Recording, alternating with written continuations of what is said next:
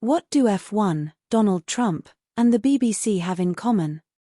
How are they suddenly connected to what is shaping up to be a defining period for all parties concerned? Let's pull the curtains back on this mystery. Welcome back. Today, we're uncovering the hidden connection that links F1, Donald Trump, and the BBC. One that's been hiding in plain sight. We'll break down how Formula One could possibly be at the center of the feud between Donald Trump and the BBC. During the video, we will reference the interview that President Trump gave to GB News in which he spoke on his lawsuit against the BBC. This interview, in our opinion, reaffirms our conviction that F1 is at the heart of the conflict between the US president and the BBC. As many regular visitors and subscribers may know, Formula One was acquired by Liberty Media, a United States-based media conglomerate owned by John Malone, a prominent American media mogul. Malone has been frequently mentioned in media reports as a potential interested party should the BBC become available for sale. We have produced multiple videos demonstrating that Malone's media influence extends throughout nearly all areas of UK media, including BBC, ITV, Channel 4, and especially GB News. Malone, who is a close ally of Trump, is also considered one of the primary backers of GB News. Given this connection, it raises the question of whether it is coincidental that the right-leaning UK news outlet was able to secure an interview with the US president. After Malone acquired CNN, a network previously criticized by Trump for being left-leaning, the then-presidential primary candidate was invited and agreed to participate in a town hall event. This appearance exacerbated the channel's downfall and resulted in the resignation of the executive Malone had appointed to oversee its rightward shift following the purchase. We have argued that Malone used his influence to persuade the publicly funded BBC to abandon its royal charter and gaslight the truth about Sir Lewis's 8th title being taken in Abu Dhabi in 2021. We contend that this lack of editorial integrity eventually led to the making of the 2024 Panorama documentary, which is now the subject of a lawsuit by Trump against the BBC.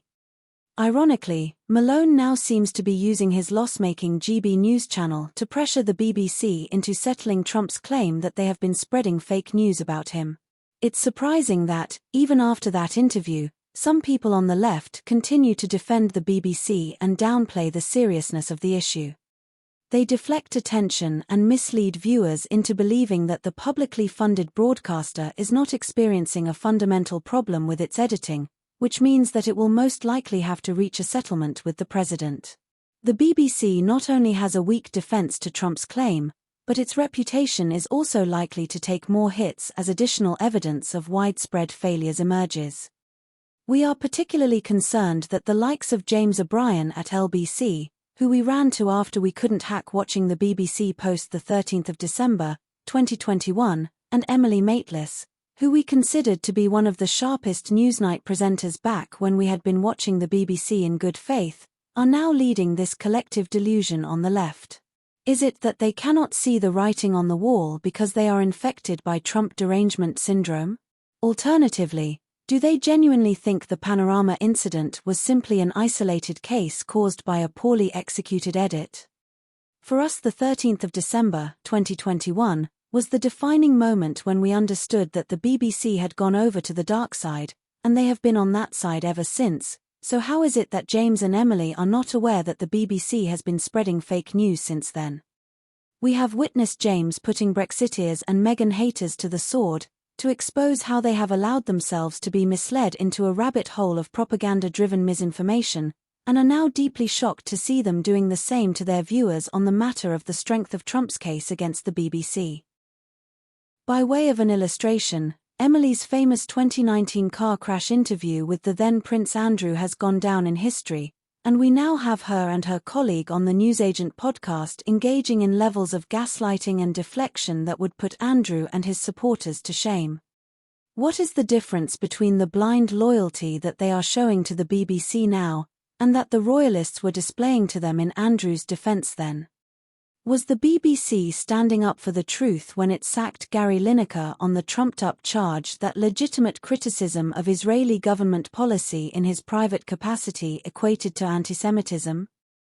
But before going any further, we'd like to take this opportunity to urge those of you who haven't yet done so, to sign our online petition for an inquiry into how the BBC have been spreading fake news well before the Trump documentary.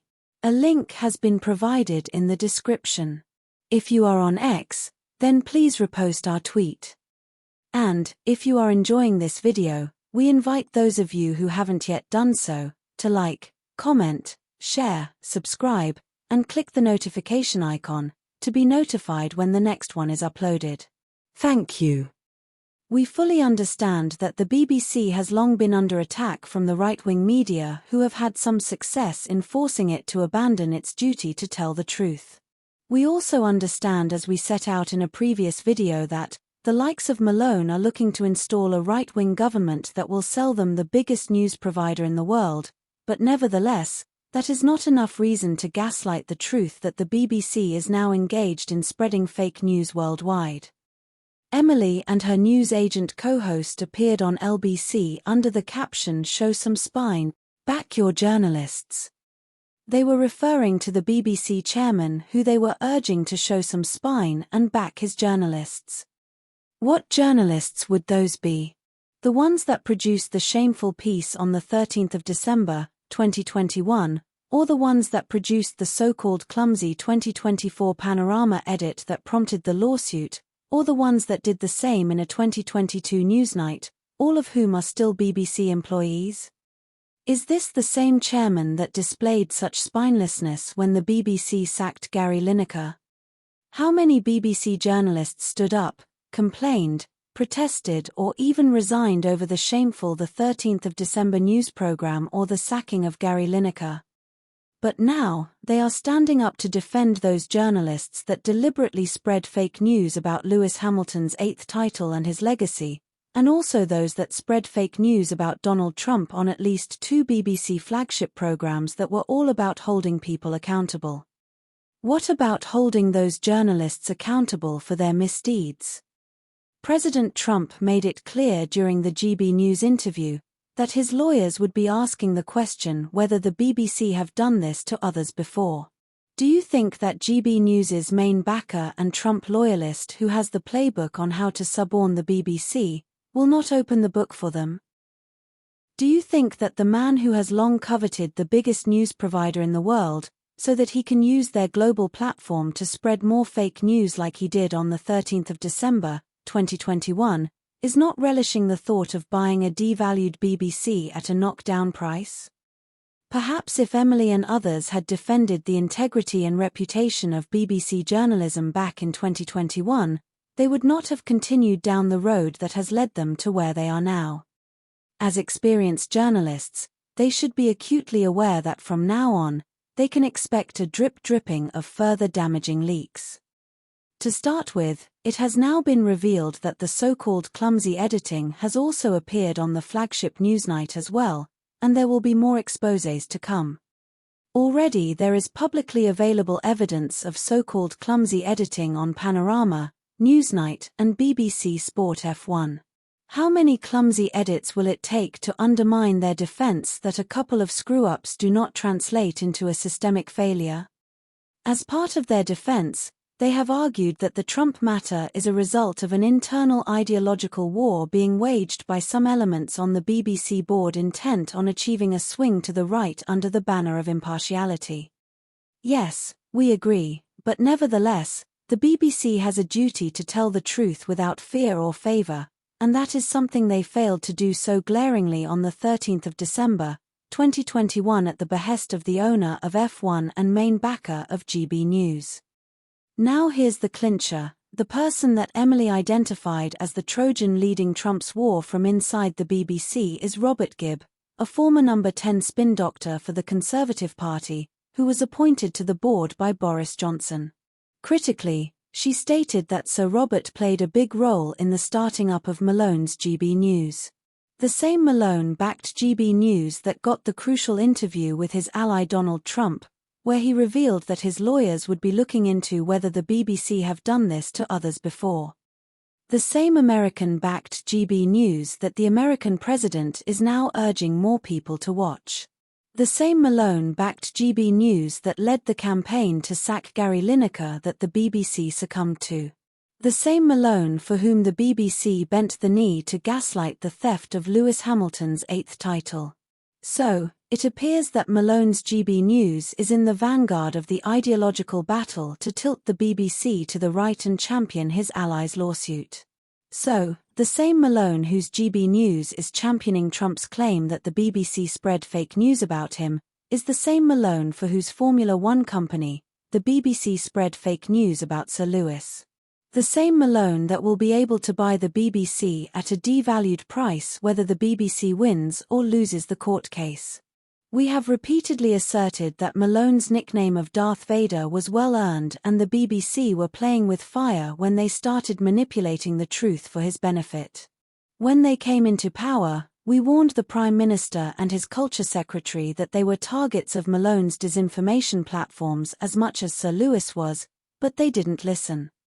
We told them that the BBC had been co-opted into Malone's service but they ignored us. Now, Trump and his lawyers can use our videos and those of others that James of Fixed routinely references on his videos, to support their argument of systemic failings in the BBC. While they don't need us to testify in person to the content of our videos, we will gladly do so if called upon. It is in the interest of the Prime Minister, his Culture Secretary and the BBC to get ahead of what is coming, by launching a root and branch reform of the BBC, to put telling the truth at its core. Because, if the BBC had been standing for the truth, it would not be in the mess that it is in now. It is in the interest of the Prime Minister to start exploring diplomatic channels to persuade Trump to end his lawsuit, because he and the BBC will be the ultimate losers. Not only is the BBC likely to lose the case, but the hearing itself will also be severely damaging, and we all know who is the more resistant of the two litigants. James, Emily, and their crew would be better off preparing their audience for what is to come and calling for root and branch reforms of the BBC, rather than gaslighting them with false hope. We on our part will continue to call for the review of the BBC's coverage of Abu Dhabi 2021 and Gary Lineker's sacking. Forza Sir Lewis Hamilton.